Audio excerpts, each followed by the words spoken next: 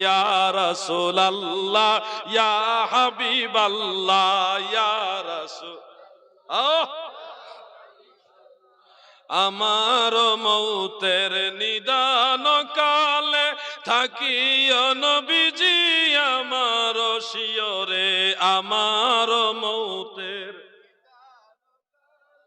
থাকিও নবীজি আমার শিয়রে, দেখিব আপনাকে নয়ন ভরে, দেখিব নয়ন ভরে। ইয়া রাসূলুল্লাহ ইয়া হাবিবাল্লাহ, বলেন ইয়া রাসূলুল্লাহ। এই জন্য বিশেষ ক্ষেত্র ছাড়া নরমালি আমি নবীজিকে ইয়া মুহাম্মদ বলি না। গজলের মধ্যে আছে, কেউ বললে তাকে আমি ফতোয়াও দেই না, কোন ধরনের ফতোয়া দেই না, কিন্তু আমি আমার নবীর প্রতি মহব্বত রেখে, যেহেতু এটা জরুরি না, এই জন্য আমি অন্য একটা শব্দ দিয়ে নবীজিকে সম্বোধন করি। আলা হযরত মুস্তাফা নবী সাল্লাল্লাহু আলা, আমার শাফাতের কান্ডারি মদিনাওয়ালা, আমার শাফাতের কান্ডারি রাসূলুল্লাহ, আলা হযরত মুস্তাফা নবী সাল্লাল্লাহু। আমার দাদু ভাইয়েরা, আমার নবীজি আমাদেরকে তরায়া নিবেন, এই ইয়াকিন বিশ্বাস আমাদের সবার আছে। এই জন্য আমি আপনাদের যে কথাগুলি বলছি, দাদু আলোচনা বেশি লাগবে না, কম শুনেন, কিন্তু আমল করেন বেশি করে, আমল বেশি করেন। 5 ওয়াক্ত নামাজের কথা বললাম, আর চোখের ব্যাপারে একটা কথা বললাম, এমন কিছু দেখবেন না যেটা দেখলে আল্লাহর নবী বেজার হয়। আর আমি যেহেতু এই চোখ দিয়ে মদিনাওয়ালাকে দেখার নিয়ত করেছি, অতএব আমার এই চোখ আল্লাহর নবীকে দেখার জন্য আজ থেকে পবিত্র করে নিব ইনশাআল্লাহ। বলেন জোরে, বলেন ইনশাআল্লাহ। সুন্নি জামাতের সাথে লেগে থাকবেন, সুন্নিয়ত হক দল, আহলে সুন্নাত ওয়াল জামাত, মদিনাওয়ালার দল, সমস্ত ওলিয়া উলিয়াদের দল। খেয়াল করেন, এই মুর্শিদাবাদে অনেক লোক আছে যারা আহলে সুন্নাত ওয়াল জামাত করে না, অন্য দল করে, যেমন আহলে হাদিস করে। আমি তাদেরকে কটাক্ষ না করে বুঝানোর উদ্দেশ্যে বলছি, আপনি যদি ইমাম বুখারীর দিকে নজর করেন, আকীদাগতভাবে ইমাম বুখারী আহলে সুন্নাত ওয়াল জামাত, ইমাম মুসলিম, আবু দাউদ, তিরমিজি, ইবনে মাজাহ, নাসাই, সব আইম্মাই কেরাম আকীদাগতভাবে আহলে সুন্নাত ওয়াল জামাত। কিন্তু আপনি আকীদাগতভাবে আহলে হাদিস, তাহলে তো আপনি ইমামরা যেই পথে ছিল আপনি সেই পথে নাই। আমরা তো সেই পথে আছি, কি বলেন? আহলে সুন্নাত ওয়াল জামাতে আছি কিনা? আপনি হুজুর গাউসে পাক আব্দুল কাদের জিলানী রাহমাতুল্লাহ আলাইহি, উনাকে যদি দেখেন, উনিও আকীদাগত আহলে সুন্নাত ওয়াল জামাত।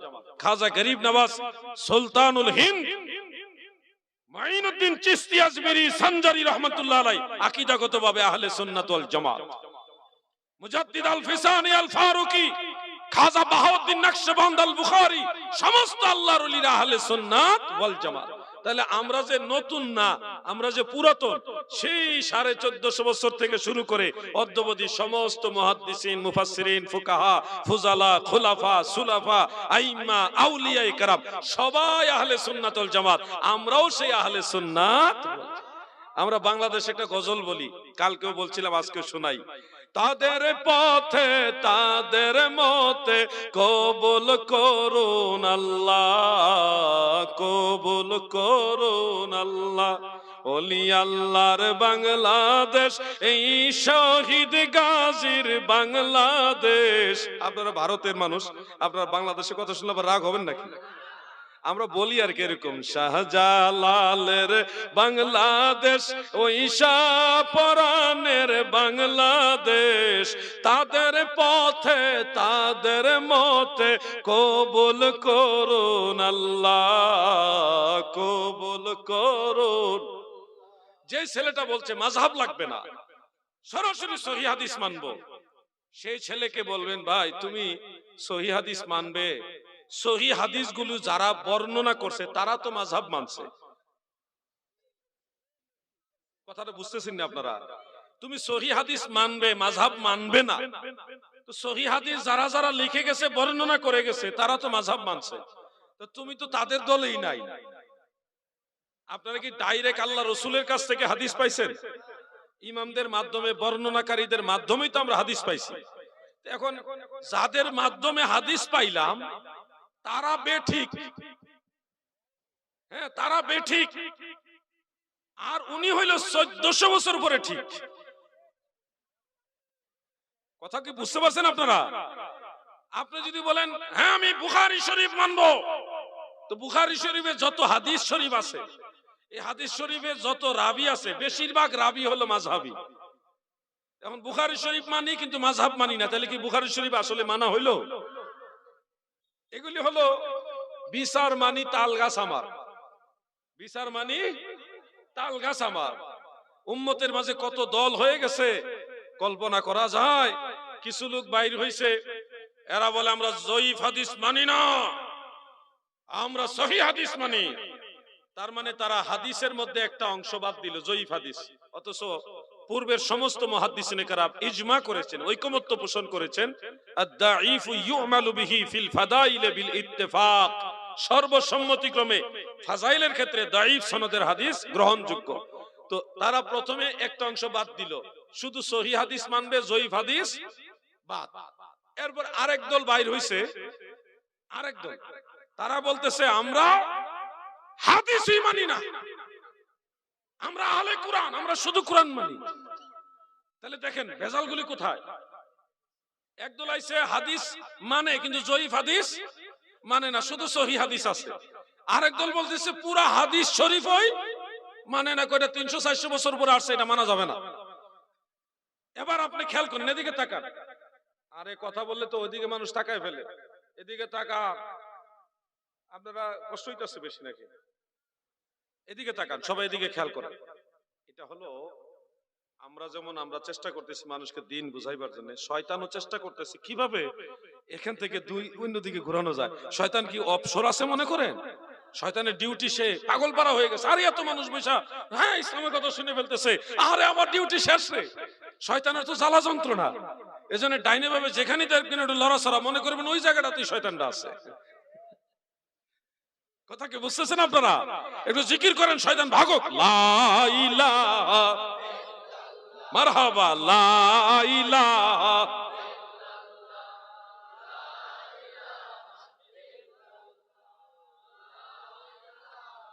ইল্লাল্লাহ, লা ইলাহা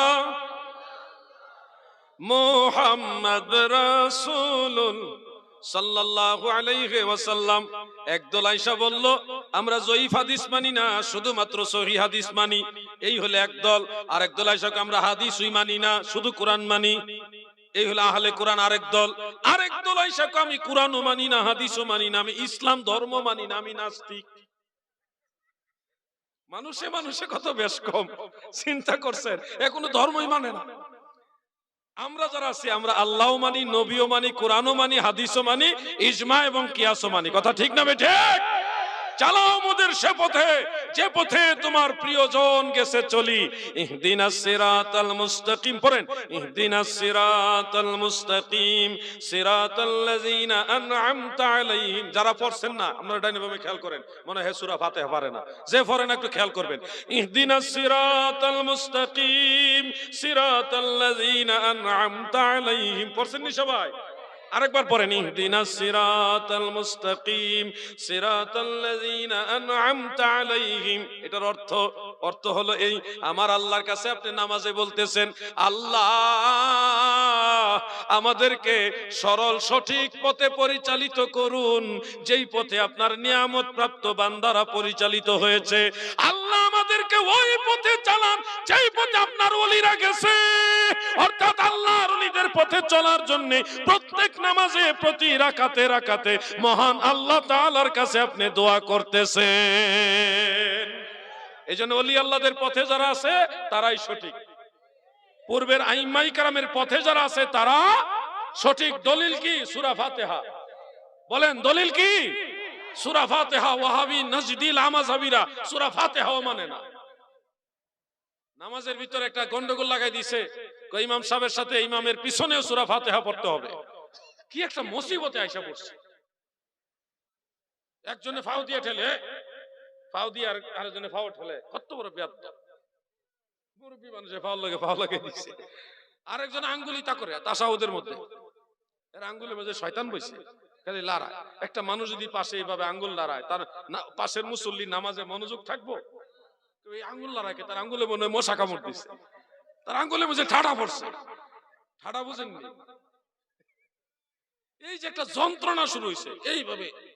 এর স্টাইল দেখলে কেমন যেন ভয় লাগে যে এটা কি স্টাইল। মানুষ মারামারি করার জন্য না এইভাবে দাঁড়ায়। হ্যাঁ, এইভাবে যে একটা দাঁড়াইছে, এ কি নামাজ পড়তে দাঁড়াইছে নাকি স্টাইল? স্টাইল দেখলে তো কেমন কেমন লাগে। একটু পরে ইটা করে, আর ইটা করে কি জন্য, আবার কোন সমস্যা হইলো কিনা। নামাজের ভিতরে একটা টেনশন, কি একটা মুসিবত। আমি এনকারের জন্য বলছি না, আমি বোঝানোর জন্য বলছি। একটা মাসালা মনোযোগ দিয়ে শুনবেন। আমরা ইমাম সাহেবের পিছনে সূরা ফাতিহা পড়ি না।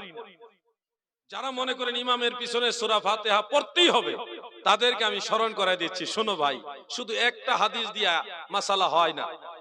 মাসআলা সাবিত করতে হলে এই বিষয়ে যত আগের পরের যত হাদিস আছে সব রিসার্চ করতে হবে তোমাকে, তারপরে ফয়সালা দিতে হবে। আমরা যারা দেখি যারা নামাজে ইমামের পিছনে সূরা ফাতিহার পক্ষে, তাদের মেইন দলিল হলো লা সালাতা ইল্লা বিফাতিহাতিল কিতাব, মানে সূরা ফাতিহা ছাড়া নামাজ হবে না। ওই হাদিসের উপর ওনারা ডিপেন্ড করে বসে বলতেছে ইমাম মুসল্লিম সবাই সূরা ফাতিহা পড়তে হবে। মুর্শিদাবাদের নবীর প্রেমিকারা শোনো,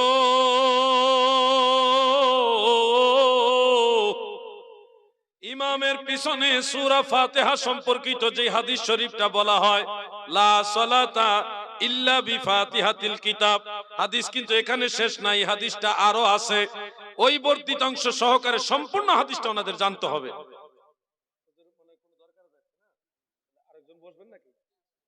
আচ্ছা, আমার দাদু ভাইরা খুব মনোযোগ। লা সালাতা ইল্লা বিফাতিহাতিল কিতাব, এই হাদিসটার আরেকটা অংশ বর্ধিত অংশ আছে। আমি তালাশ করতে করতে করতে করতে দেখলাম ইমাম বাইহাকি রহমাতুল্লাহ আলাইহির লেখা একটা কিতাব আছে। কিতাবটার নামই হলো কিরাআতু খালফাল ইমাম। আমার কাছে কিতাবটা আছে, দুইটা খণ্ড আছে। একটা আমি নিজের জন্য রাখছি, আর একটা এক্সট্রা রাখছি অতিরিক্ত, কারণ এগুলি দুর্লভ কিতাব, পাওয়া যায় না। এই মিশর, এই সরি লেবানন থেকে কিতাবটা আমি সংগ্রহ করছি। কিরাআতু খালফাল ইমাম, ইমাম বাইহাকির লেখা। সেখানে একটা হাদিস সহিহ সনদ উল্লেখ আছে। عن جابر بن عبد الله رضي الله تعالى عنه قال سمعت رسول الله صلى الله عليه وسلم يقول من صلى ولم يقرأ بأم القرآن من صلى ولم يقرأ بأم القرآن فلم يصلي إلا وراء الإمام سبحان الله। হযরত জাবের রাদিয়াল্লাহু আনহু বলেন, আল্লাহর নবীকে আমি বলতে শুনেছি, নবীজি বলেছে যে ব্যক্তি নামাজ পড়লো কিন্তু সূরা ফাতিহা উম্মুল কোরআন পড়লো না, তার নামাজ হলো না। ফালাম ইউসাল্লি, সেজন্য নামাজই পড়লো না। ইল্লা ওয়ারা আল ইমাম, কিন্তু ইমামের পিছনে হলে সূরা ফাতিহা পড়া লাগবে না। সুবহানাল্লাহ সুবহানাল্লাহ। তাহলে ফয়সালা এই মাসআলা দিয়েছেন স্বয়ং রাহমাতুল লিল আলামিন। আমাদের দয়াল নবী বলেছেন ইমামের পিছনে হইলে সূরা ফাতিহা লাগবে না। তাহলে হাদিস একটা পড়ে সিদ্ধান্ত নেওয়া যাবে না লা সালাতা ইল্লা বিফাতিহাতিল কিতাব, শুধু এটুকু পড়েই একটা ফয়সালা দিলে হবে না।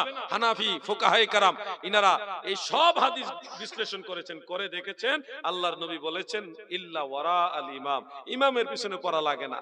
তাহলে আমরা কিন্তু একা একা যখন নামাজ পড়ি তখন লা সালাতা ইল্লা বিফাতিহাতিল কিতাব ওই হাদিসের উপর আমল হয়, প্রত্যেক রাকাতে আমরা সূরা ফাতিহা পড়ি। কিন্তু ইমামের পিছনে যখন আমরা পড়ি তখন ইল্লা ওয়ারা আল ইমাম, এই হাদিসের উপর আমল করি। আমরা কিন্তু দুইটা হাদিসে আমল করতেছি।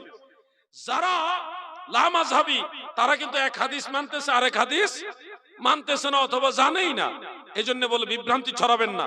পবিত্র কোরআনে সূরা আরাফের 204 নম্বর আয়াতে আল্লাহ তাআলা বলেছেন ওয়া ইযা কুরিয়াল কুরআনু ফাসতামিউ লাহু ওয়া আনসিতু লাআল্লাকুম তুরহামুন। যখন কোরআন পাঠ করা হয় তখন তোমরা মনোযোগ দিয়ে শোনো এবং চুপ থাকো যেন আল্লাহ রহমত লাভ করতে পারো। সূরা আরাফের 204 নম্বর আয়াত। কত নম্বর আয়াত? 204।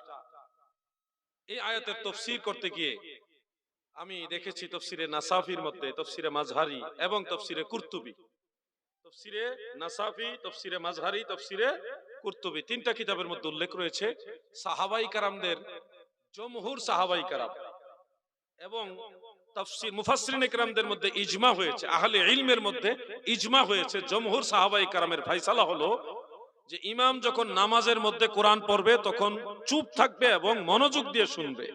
এই সম্পর্কে এই আয়াত নাজিল হয়েছে, সুবহানাল্লাহ বলেন।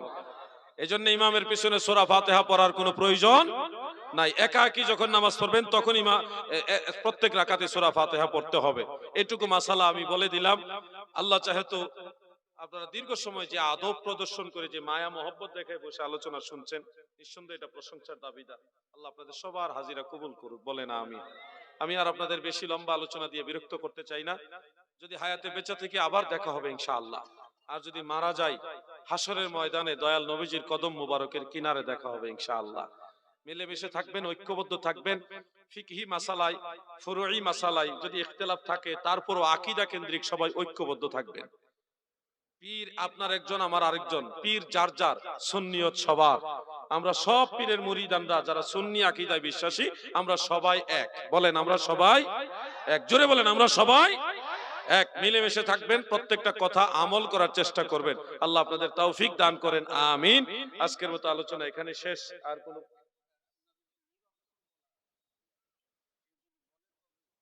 একটা প্রশ্ন এসছে, আপনারা অনুমতি দিলে, হুজুর বলছেন আপনারা অনুমতি দিলে আমি এই প্রশ্নটা একটু আলোচনা করতে চাই। তাহলে একটু জিকির করেন, ইসমে জাত আল্লাহ আল্লাহ আল্লাহ আল্লাহ আল্লাহ। জিকির করো না কে, খালি ক্যামেরা কল লইব। আল্লাহ আল্লাহ আল্লাহ, আমি কি নাম লইয়া ডাকবো তোমারে আল্লাহ আল্লাহ, আমি কোন নাম লইয়া ডাকবো তোমারে আল্লাহ আল্লাহ। তোমায় যেই নাম লইয়া ডাকি, তোমায় যেই নাম লইয়া ডাকি, তোমার গুণের ধ্বনি শুনতে পাই। কি নাম লইয়া ডাকবো তোমারে আল্লাহ আল্লাহ। মারহাবা, বাহ সুন্দর আওয়াজ, জিকির শিখে ফেলছে মাশাআল্লাহ।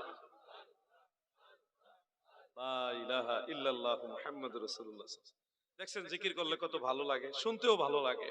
আমি গুনাহগার মানুষ, আমারই যদি ভালো লাগে, না জানে আল্লাহর কত ভালো লাগে। এজন্য আল্লাহকে ডাকবেন। ওয়া যাকারা ইসমা রাব্বিহি ফাসাল্লাহ, রবের নামের জিকির করবেন। রবের অনেক সুন্দর সুন্দর নাম আছে, ওয়ালিল্লাহিল আসমাউল হুসনা ফাদউহু বিহা। আল্লাহর অনেক সুন্দর সুন্দর নাম আছে, এই নাম দিয়ে তোমরা আল্লাহকে ডাকো। ইয়া আল্লাহ ইয়া রহমান ইয়া রহিম ডাকবেন। আল্লাহর যেই নামটা ভালো লাগে ওটা নিয়ে ডাকবেন। ইসমে জাত হলো আল্লাহ, এটা বেশি বেশি ডাকবেন। তো যে প্রশ্নটা আসছে, নবীজিকে নিরক্ষর বলা যাবে কিনা? নিরক্ষর শব্দটা বাংলা টু বাংলা যে অভিধান আছে, ডিকশনারি আছে, সেখানে আপনারা যদি দেখেন দেখবেন যে যিনি লেখাপড়া, অক্ষর জ্ঞান সম্পর্ক না, অক্ষর চিনেন না বা লিখতেও জানে না, পড়তেও জানে না, এই ধরনের ব্যক্তিকে বলা হয় নিরক্ষর। খুব সাবধান, মনোযোগ দিয়ে কথাটা শুনবেন। আমি জানি এখানে অনেক লোক আছেন নবীজিকে নিরক্ষর বলেন। আমরা যারা সুন্নি, দয়াল নবীজির ক্ষেত্রে নিরক্ষর শব্দটা বলি না। কেন বলি না জানেন? আল্লাহর রসুলের একটা সিফতি নাম আছে, নবিয়ুল উম্মি। আল উম্মি, কোরআন শরীফে নামটা আসছে। উম্মি শব্দের অর্থ হলো মান লা ইয়াকরা ওয়া লাম ইয়াকতুব, যে পড়ে না, লেখে না। কিন্তু লিখতে জানে না তা নয়, পড়তে জানে না তা নয়। মনে রাখবেন কথাটা, আমি আবার রিপিট করছি। আল উম্মি শব্দের অর্থ হলো মান লা ইয়াকরা ওয়া লাম ইয়াকতুব। একটা অর্থ এটা, অন্যান্য অর্থ আছে। যে লেখে না, পড়ে না, তাকে বলা হয় উম্মি। লিখতে জানে না তা নয়, পড়তে জানে না তা নয়, উনি লেখে না, পড়ে না। যেমন ধরেন, ইন্নাল্লাহা লা ইয়াহদি কওমাজ জালিমিন, নিশ্চয় আল্লাহ জালিম সম্প্রদায়কে হেদায়েত করেন না। লা ইয়াহদি, লা ইয়াহদি মানে হেদায়েত করতে পারেন না নাকি করেন না? আল্লাহ কি হেদায়েত করতে পারেন না নাকি করেন না? আল্লাহর ক্ষেত্রে পারেন না বললে তো ঈমানই থাকবে না। ফাআলুল লিমা ইউরিদ, আল্লাহ যেটা চান সেটাই করতে পারেন। ইন্নাল্লাহা আলা কুল্লি শাইইন কাদির, সর্ববিষয়ে আল্লাহ সর্বশক্তিমান, কিন্তু সকল প্রকার অশোভনীয় কাজ থেকে আল্লাহ তাআলা পুত পবিত্র। সুবহান রাব্বিকা রাব্বিল ইজ্জাতি আম্মা ইয়াসিফুন। আল্লাহ তাআলা হেদায়েত করতে পারেন কিন্তু করেন না। লা ইয়াহদি এর অর্থ হলো হেদায়েত করতে পারেন কিন্তু জালেমদেরকে হেদায়েত করেন না। এই লা ইয়াহদি এর অর্থ হলো হেদায়েত করতে পারেন কিন্তু করেন না। লা ইয়াকরা ওয়া লাম ইয়াকতুব এর অর্থ হলো পড়তে জানেন, লিখতেও জানেন, কিন্তু লেখেন না, পড়েন না। আমার নবীজি নবিয়ুল উম্মি, এটার অর্থ হলো নবীজি লিখতেও জানে, পড়তেও জানে, কিন্তু আল্লাহ তাআলার নির্দেশ নাই বিদায় নবী লিখতেনও না, পড়তেনও না, কিন্তু লিখতে জানতেন, পড়তেও জানতেন। সেই জ্ঞান আল্লাহ আমার নবীকে দান করেছে। সুবহানাল্লাহ। আর রহমান আল্লামাল কোরআন, আল্লাহ নিজে স্বয়ং আল্লাহ তাআলা নিজে নবীজিকে কোরআন শিখাইছে। আল্লাহ শিক্ষক, নবীজি ছাত্র। আল্লাহ শিখাইছে নবীজিকে, কি শিখাইছে? কোরআন। যে কোরআনে জাহিরি বাতিনি সব জ্ঞান আছে, শিখাইছে কে? আল্লাহ। তুমি সলিমউদ্দিন কলিমউদ্দিন লিখতে পড়তে জানো, নবী লিখতে পড়তে জানে না, বলদ কোথাকার। কথা বললে হিসাব করে বলবে। আল্লাহর নবীর জেহেন মুবারকে ইলমের মধ্যে সমস্ত জ্ঞান আল্লাহ তাআলা দান করেছে। সুবহানাল্লাহ বলো। এই জন্য শিফা শরীফের মধ্যে উল্লেখ, সাহাবীদেরকে নবীজি অক্ষর লেখা শিখাচ্ছে। তোমরা আলিফ এইভাবে লিখবে, বা এইভাবে লিখবে, চিন অক্ষর এইভাবে লিখবে। অক্ষর লেখা শিখাইতেছেন আল্লাহর নবী সাহাবীদেরকে। এরপরে নবীজি বলছে আমার কাছে কাগজ নিয়ে আসো, আমি এমন কিছু লিখে দিয়ে যাব যেটা তোমরা কখনো গুমরা হবে না অনুসরণ করলে। তো নবীজি লিখতে জানতেন কিন্তু লেখেননি। নবীজি কখনো লেখেননি, পড়েননি। এটার মূল হাকিকত হলো নবীজি যদি নিজেই লিখতেন তাহলে কাফের কুফারেরা মুশরিকেরা বলতো কোরআন নবীজি নিজে লিখছেন। এই জন্য কোরআনের উপরে যেন কোনো ইলজাম না আসে। আল্লাহ তাআলা নবীজিকে দিয়ে কখনোই লেখান নাই, কিন্তু জ্ঞান আল্লাহ নবীজিকে দান করেছে। কথা বুঝতে পারছেন আপনারা? নবীজির সম্মানও বুঝতে হবে, কোরআনের সম্মানও বুঝতে হবে। দুইটা ম্যাচিং করে ব্যালেন্স করে চলবেন। আল্লাহ রাসূলকে পারতবশত নিরক্ষর বলবেন না।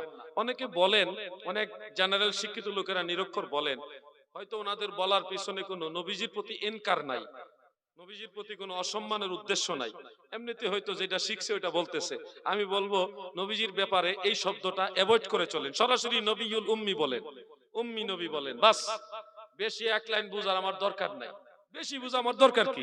আমার নবীজির আরো কত নাম আছে, ওই নামটা নিয়েও বলি আমি, কোনো ইখতিলাফে যাব না, কারণ এর নবীজির সম্মানের সাথে, নবীজির ইজ্জতের সাথে জড়িত। কথা কি ক্লিয়ার বুঝতে পারছেন? আর কোনো প্রশ্ন আছে?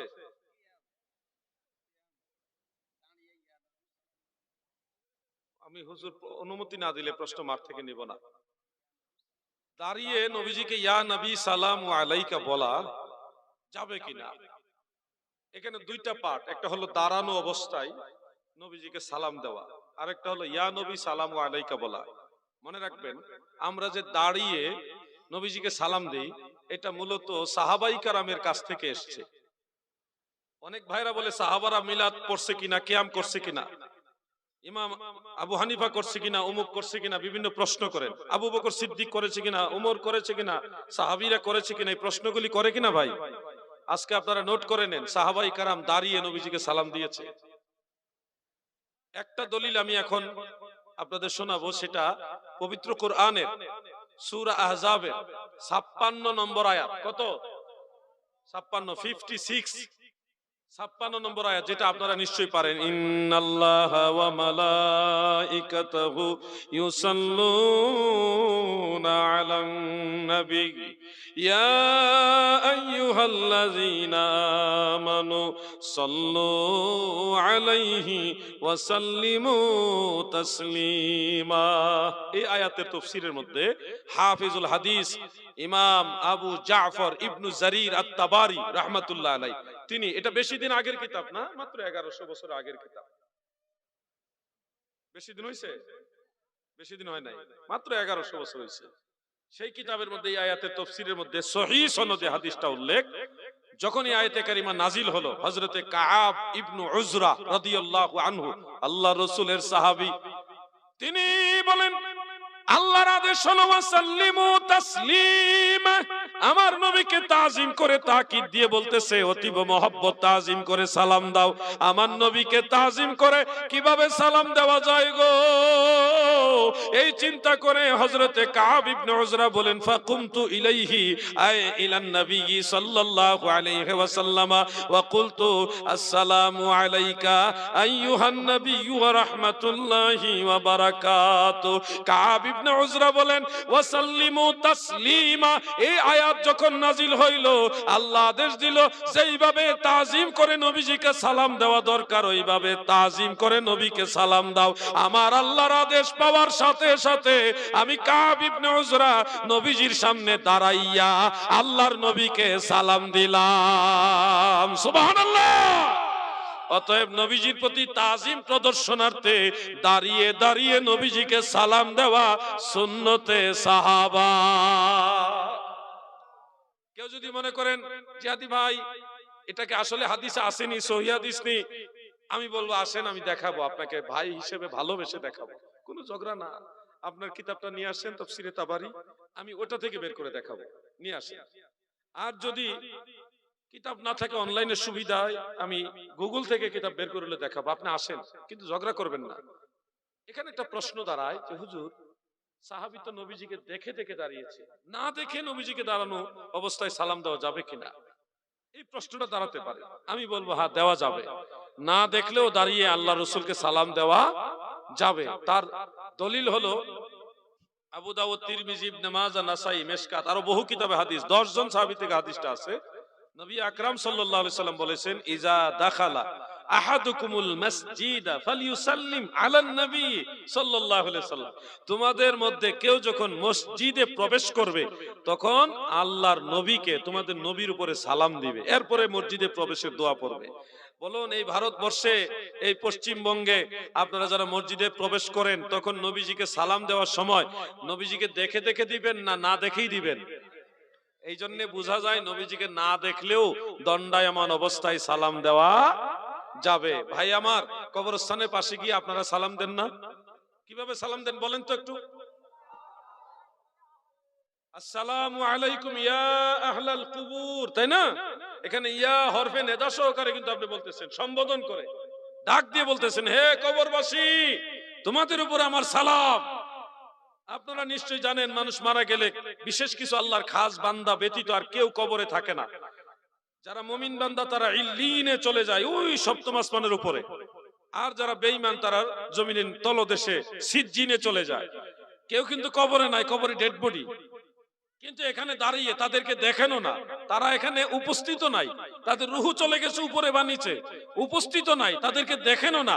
না দেখা সত্ত্বেও কবরস্থানের কিনারে দাঁড়িয়ে ইয়া হরফে নেদা সহকারে ইয়া আহলাল কুবুর বলছেন দাদু আপনার এলাকার একজন সাধারণ মুসলমান সে মারা গেছে, সাধারণ মুসলমানদের কবরস্থানের কিনারে দাঁড়ায়া না দেখে যদি তাদেরকে সালাম দেওয়া যায়, রাহমাতুল লিল আলামিনকে না দেখে আরো বেশি সালাম দেওয়া যাবে। ঠিক না ঠিক?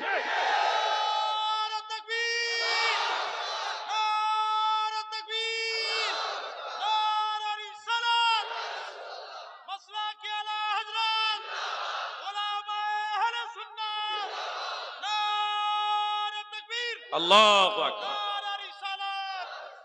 সম্মান করার জন্য দেখা শর্ত না, দেখলেও সম্মান করা যায়, না দেখলেও সম্মান করা যায়। আপনাদের এখান থেকে কেবলা কোন দিকে? পশ্চিম কোন দিকে? কোন দিকে? এদিকে নাকি? আচ্ছা আপনারা এখানে বলেন কারা কারা রাত্রে বেলায় কাবার দিকে পা লম্বা করে ঘুমান, হাত উঠান। কেউ পা লম্বা করে ঘুমান না? আচ্ছা আলহামদুলিল্লাহ, খুশি হলাম। আচ্ছা এই কাবার দিকে ফিরে পেশাব পায়খানা করেন কারা কারা, হাত উঠান। কেউ না?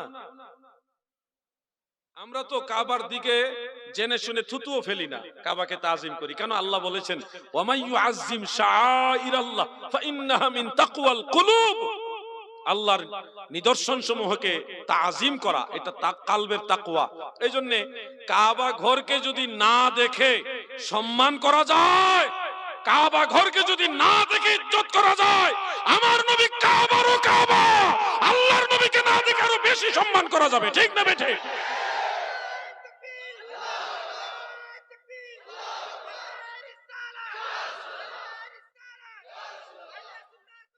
জিন্দাবাদ, জিন্দাবাদ।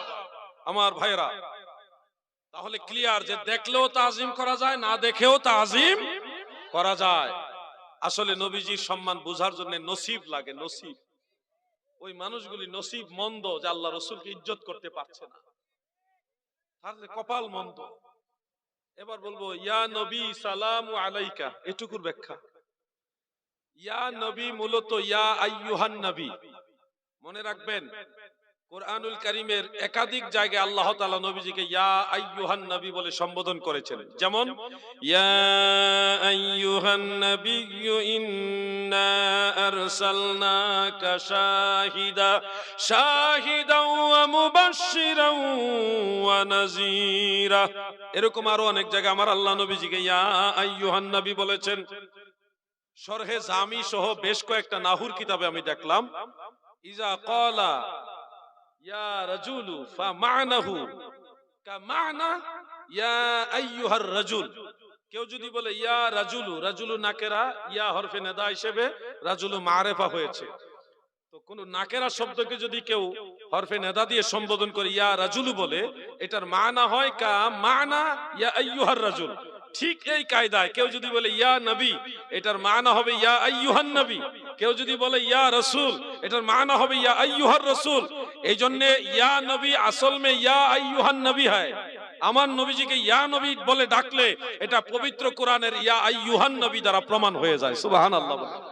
এখন যে বলবে ইয়া নবী কোরআনেও নাই হাদিসেও নাই, সে আসলে নাহু বুঝে না, গ্রামার বুঝে না, আন্তর্জাতিক ক্ষতি সম্পন্ন বক্তা। তাহলে ইয়া নবী, আমার কথা হলো ভাই, ইয়া নবী যদি তোমার বলতে খারাপ লাগে, তাহলে আসসালাতু ওয়াসসালামু আলাইকা ইয়া রাসূলুল্লাহ অমনি বলো। তুমি যেমনে পারো অমনি দাঁড়ায় সালাম দাও। সালাম তো দিবা, তুমি তো এমনেও দাও না অমনেও দাও না, তুমি তো কোনোভাবেই নবীজিকে সালাম দেওয়ার পক্ষে না, আবার বিরোধিতা করার পক্ষে। তাহলে তুমি তো আমল নষ্টকারী, শয়তানের একটু দালালি করা হচ্ছে শয়তানের, তাই না? আপনি তো নিজেই আমল করেন না, কোনোভাবেই করেন না, তো ইয়া নবী খুঁজে লাভ কি আপনার? আপনার ইয়া নবী ভালো লাগে না, ইয়া আইয়ুহান নবী আসসালামু আলাইকা ওইভাবে বলেন, বলেনই তো না, কোনোভাবেই তো নবীজিকে সালাম দিচ্ছেন না, তাহলে আপনি ইয়া নবীর দলিল খুঁজে লাভ কি? আল্লাহ যেন ওই ভাইদের বুঝার মতো জ্ঞান দান করে, বলেন আমিন। সবাই বলেন আমিন। আপনাদের এই পশ্চিমবঙ্গে একটা ভুটকা মৌলবী আছে, ভুটকা মানে মোটা মৌলবী আর কি, নাম বলবো না, মাঝে মধ্যে আলা হযরতের ব্যাপারে উল্টা পাল্টা কথা বলে, নাম বললে ভাইরাল হয়ে যাবে রাতারাতি, এজন্য নাম বলা যাবে না, যার তার নাম এই জবানে আনা যাবে না। আমরা নবীর গোলাম, এই জবানে এই সমস্ত লোকের নাম মানায় না। এই ভুটকা মৌলবী সে বলতেছে হাদিস শরীফের মধ্যে আছে আসসালামু ক্বাবলাল কালাম, আগে সালাম দিতে হবে পরে কালাম হবে, অতএব আগে ইয়া নবী তারপরে সালামু আলাইকা বলা যাবে না, আগে সালাম তারপরে ইয়া নবী বলতে হবে। হাদিসের উল্টা আমল করছে। আরে ভাই ভুটকা, তুমি এক হাদিস পড়েছো, তাও এটা সহিহ হাদিস না। আসসালামু ক্বাবলাল কালাম হাযা হাদিসুন মুনকার।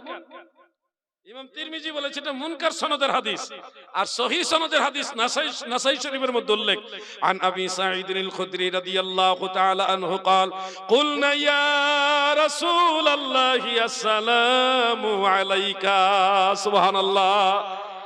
আবু সাঈদ খুদরি বলেন কুলনা, আমরা সব সাহাবারা বলতাম ইয়া রাসূলুল্লাহ আগে সম্বোধন, এরপরে আসসালামু আলাইকা সালাম, আগে সম্বোধন পরে সালাম। আমরাও কিয়ামের মধ্যে দাঁড়ায়া ইয়া নবী আগে সম্বোধন সালামু আলাইকা পরে সালাম দেই। আমাদের সালাম ওয়াহাবীদের সাথে না মিললেও সাহাবীদের সাথে মিলে। বুঝছেন? এটা আমাদের বাংলাদেশে ময়মনসিংহ একটা জেলা আছে, ওই এলাকার মানুষের সুর, তারা বলার সময় সুর টেনে টেনে বলে, বুঝছেন? এই জন্য আপনাদের ওইভাবে জিজ্ঞাসা করলাম। হুজুর আর প্রশ্ন আছে? অন্য প্রশ্ন নিব না হুজুরের অনুমতি ছাড়া।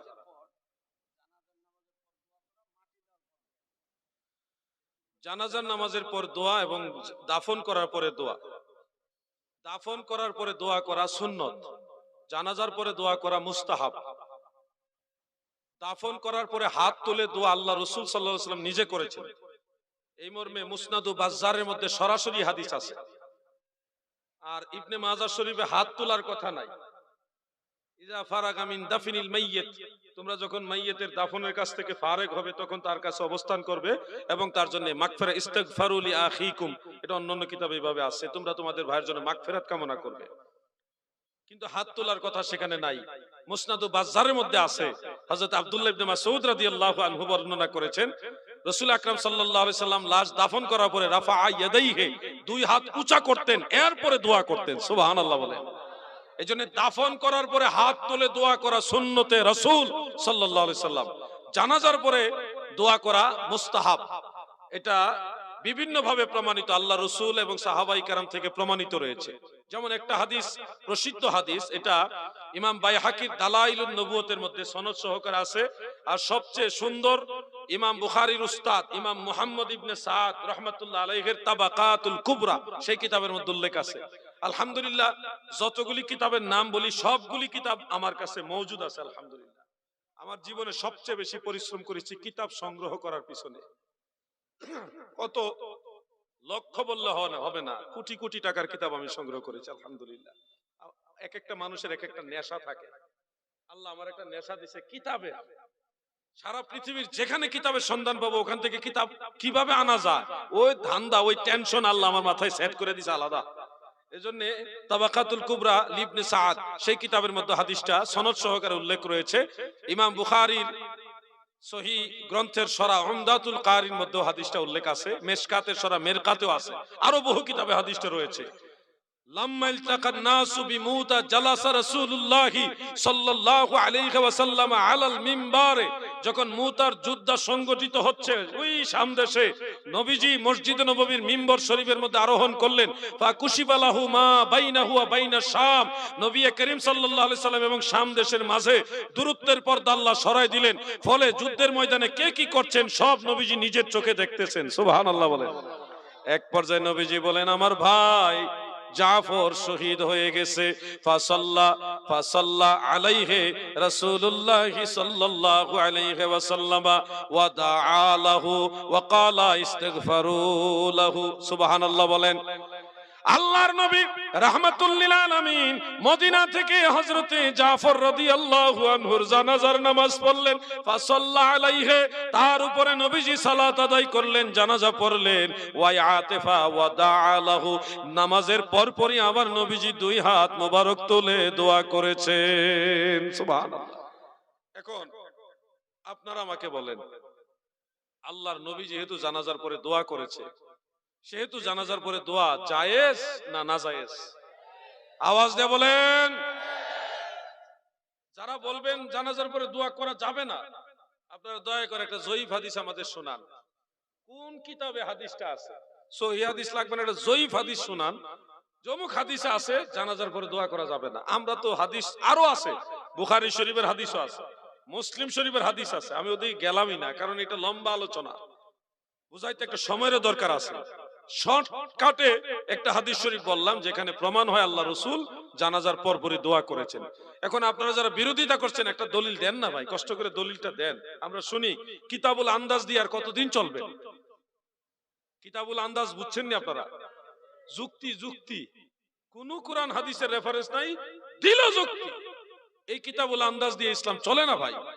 অনেকে বলে হানাফি মাযহাবে জানাজার পরে দোয়া করা নিষেধ। আমি বলবো আরেকটু তাহকিক করেন, দুইটা একটা কিতাব পড়ে ফতোয়া দেওয়া যাবে না, ভালোভাবে পড়তে হবে। হানাফি মাযহাবের কোন কোন কিতাবে আছে, ফতোয়া সিরাজিয়া সহ আরো কয়েকটা কিতাবে আছে, লা তাকুমু লিদ-দুআই বা'দা সালাতিল জানাজা বা লা ইয়াদউ বা'দা তাসলিম, খুলাসাতুল আহকাম, এরকম কয়েকটা কিতাবের মধ্যে আছে জানাজার পরে দোয়ার জন্য দাঁড়াবে না, বা জানাজার পরে জানাজার সালামের পরে দোয়া নেই। এই ধরনের কিছু ফতোয়া হানাফি মাযহাবের ইমামদের কিতাবের মধ্যে আছে, আমরা জানি। কিন্তু আপনি ওটুকু জানেন না, ফতোয়া বাহরুর রায়কের মধ্যে আছে। ইমাম কাজী খান রাহমাতুল্লাহ আলাইহির সমসাময়িক একজন মুজতাহিদ ইমাম ফাদলি রাহমাতুল্লাহ আলাইহি, তিনি বলেছেন বা'দাত তাসলিম, নামাজের জানাজার সালামের পরে দোয়া করা লা বা'সা বিহি, কোনো অসুবিধা নাই, জায়েজ। আপনি ওইটা পড়ছেন কিন্তু এইটা পড়েন নাই, এই জন্য আপনার সমস্যা হয়েছে। ফিকহের মাসালার একটা উসুল আছে, কোন মাসআলায় যদি একাধিক মত থাকে, কেউ বলছে জায়েজ, কেউ বলছে মাকরু, কেউ বলছে হারাম, একাধিক মত আছে, কোনটার মধ্যে ফিকহের ফতোয়ার পরিভাষা প্রয়োগ হয় নাই। ওয়া হুয়া সহিহ ওয়া হুয়াল আসাহ ওয়া হুয়াল মুখতার, হ্যাঁ, বিহি ইউফতা অথবা আলাইহিল ফাতাওয়া বিহি নাখুযু, এই ধরনের শব্দ, ওয়া হুয়াল আহওয়াত ওয়া হুয়াল মুতামাদ, এই শব্দগুলি থাকলে, ওয়া হুয়াল আওলা, ফিকহের পরিভাষায় এই ধরনের শব্দ প্রয়োগের মাধ্যমে কোন মাসালাকে প্রাধান্য দেওয়া হয়নি, ফতোয়া প্রয়োগ করা হয়নি। এরকম ইখতিলাফপূর্ণ কয়েকটা মাসালা যদি থাকে, তাহলে যে কোনো একটা মাসালার উপর আমল করা জায়েজ। আর যদি কোন মাসালার সাথে একাধিক মত আছে, কেউ বলছে জায়েজ, কেউ বলছে মাকরু, কেউ বলছে হারাম, এই তিন রকম মাসালা থাকলে যেই মাসালার সাথে ওয়া হুয়া সহিহ ওয়া হুয়াল আসাহ ওয়া আলাইহিল ফাতাওয়া বিহি ইউফতা, এই ধরনের শব্দ যেই মাসালার সাথে থাকবে ওটাকে আমল করতে হবে, প্রাধান্য দিতে হবে। এটা উসুল, উসুলে ফিকহ, রসমুল মুফতি, ফতোয়া শামির মুকদ্দমা যারা পড়েছেন তারা এগুলি জানেন। এজন্য জানাজার পরে দোয়া করা জায়েজ না জায়েজ, দুই ধরনের মাসালা আছে, একটা হলো জায়েজ আর একটা হলো নাজায়েজ। এই দুই ধরনের মাসআলার মধ্যে কোন মাসালাতেই ফুকাহায়ে আহনাফ ফতোয়ার পরিভাষা প্রয়োগ করেননি। হাজা আওলা, হাজাল মুখতার, এই ধরনের কোন শব্দ বলেনি। আলাইহিল ফাতওয়া বিহি ইউফতা, এই ধরনের শব্দ বলেনি। এই জন্য যে কোনো একটা মাসালা আপনি আমল করতে পারবেন। আর সর্বোপরি যেহেতু ইমাম ফাদলি হানাফি রাহমাতুল্লাহ আলাই, ওনার ফতোয়ার সাথে হাদিসে রাসূলের আমলের ম্যাচিং আছে, এই জন্য অটোমেটিক এই ফতোয়াটা গ্রহণযোগ্য হয়ে যাবে। মারহাবা বলেন। এই জন্য জানাজার পরে দোয়া করা হাদিসের আলোকেও জায়েজ, ফিকহের আলোকেও জায়েজ। আল্লাহ আমার ভাইদের বুঝার তৌফিক দেন, বলেন আমিন। সবাই বলেন আমিন। এটা হুজুর অনেক বড় প্রশ্ন, ছোট করে তো বলা হয়। নবী করিম সাল্লাল্লাহু আলাইহি সাল্লাম নূরে মুজাসসাম এবং সর্বপ্রথম সৃষ্টি, সর্বপ্রথম মাখলুক, বেমিসাল বেনজির মাখলুক। আল্লাহ তাআলার হিকমতে কামেলা দ্বারা বেলা ওয়াসিতা নূরে মুহাম্মাদি সৃষ্টি করেছেন। সেই নূরে মুহাম্মাদি হলো বাশারে মুহাম্মাদি। হযরত মুজাদ্দিদ আল ফিসানি রাহমাতুল্লাহ আলাইহি মাকতুবাত ইমামে রব্বানির মধ্যে উল্লেখ করেছেন, আল্লাহ তাআলা যে নূরে মুহাম্মাদি সৃষ্টি করেছিলেন সেটাই হলো বাশারে মুহাম্মাদি।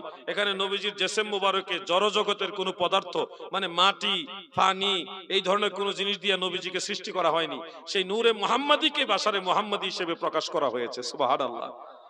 ইমাম ইবনে হাজার মক্কি উনি বলেছেন শরহে শামাইলের মধ্যে, আর ইমাম মুল্লা আলী কারি মিশকাতে শরহ মেরকাতের প্রথম খণ্ডের মধ্যে এটা নোট করেছেন এইভাবে, ওয়াখতালাফাতির রিওয়ায়াতু ফি আউয়ালিল মাখলুকাত ফাহাসিলুহা কামা বায়ানতুহা ফি শরহে শামাইলিত তিরমিজি আন্না আউওয়ালাহান নূর আল্লাযী খুলিকা মিনহু আলাইহিস সালাতু ওয়াস সালাম সুম্মাল মাউ সুম্মাল আরশ। প্রথম সৃষ্টি কি, এই রিওয়ায়াতগুলির মধ্যে মতানৈক্য রয়েছে, তবে মূল বক্তব্য হলো সর্বপ্রথম আল্লাহ নূর সৃষ্টি করেছেন, যে নূর থেকে আল্লাহ তাআলা নবী করিম সাল্লাল্লাহু আলাইহি সাল্লামকে সৃষ্টি করেছেন। সুবহানাল্লাহ।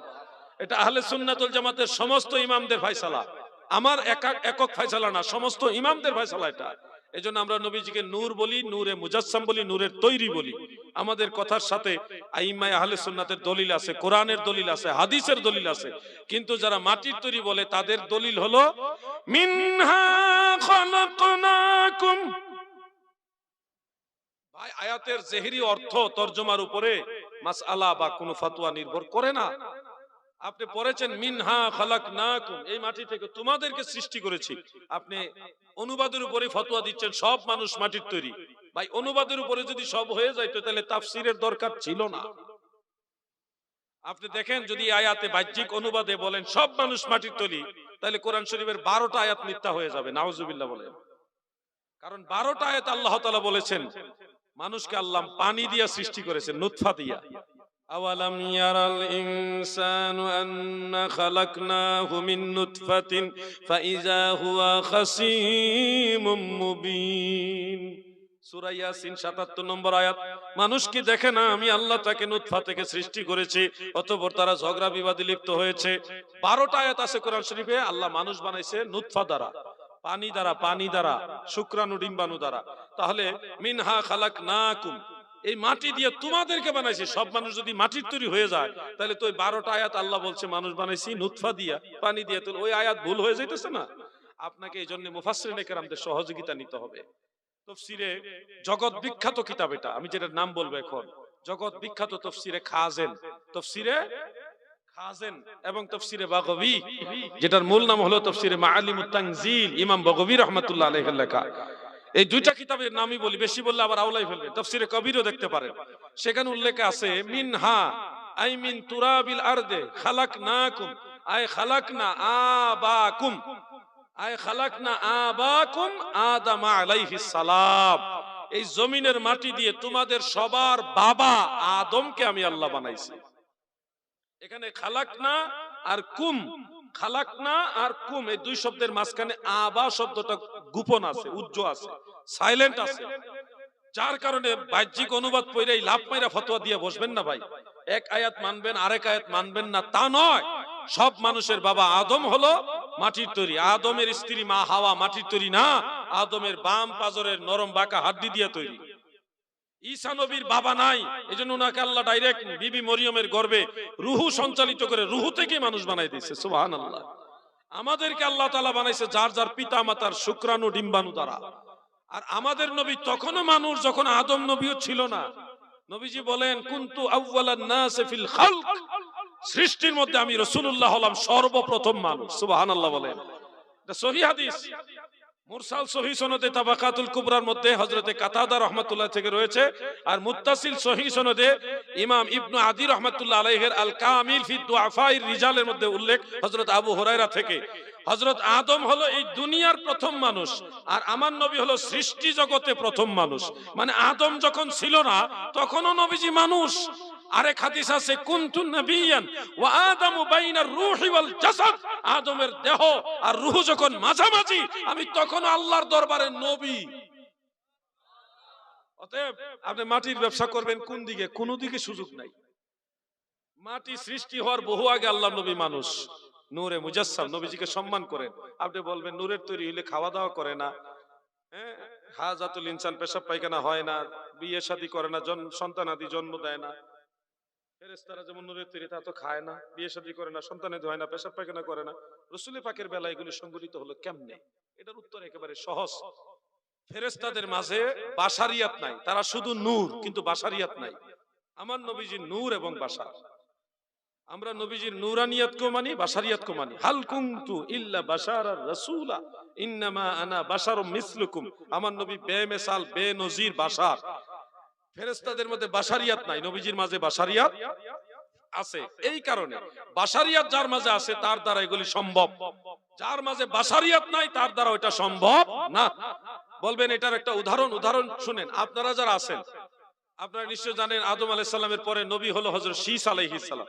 শীস নবীর স্ত্রী কিন্তু মানুষ ছিল না, উনি ছিলেন হুর, জান্নাতি হুর। হুরের নাম কি জানেন? উজায়রা, হযরতে উজাইরা আলাইহাস সালাম। উনাকে জান্নাত থেকে আল্লাহ পাঠাইছিলেন। আদম নবীর প্রত্যেকটা সন্তান জোড়ায় জোড়ায় জন্ম হয়েছে, একটা ছেলে একটা মেয়ে, একটা ছেলে একটা মেয়ে, জোড়ায় জোড়ায় 40 জোড়া, আরেক বর্ণনা আছে 110 জোড়া সন্তান জন্ম হয়েছে হযরত আদম আলাইহিস সালামের।